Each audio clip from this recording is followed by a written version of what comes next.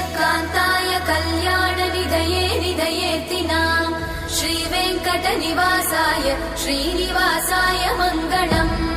लक्ष्मी सविभ्रमालोकसुभ्रूविभ्रमचक्षुषे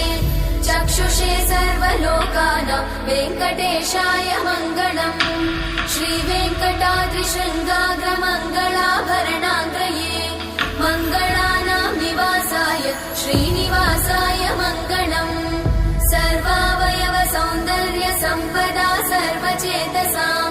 सदा सम्मोहनायास्तु वेङ्कटेशाय मङ्गलम् नित्याय निरवध्याय सत्यानन्दचिदात्मने सर्वान्तरात्मने श्रीमद् वेङ्कटेशाय मङ्गलम् स्वतः सर्वविदे सर्वशक्तये सर्वशेषिने सुलभाय सुशीलाय वेङ्कटेशाय मङ्गलम्।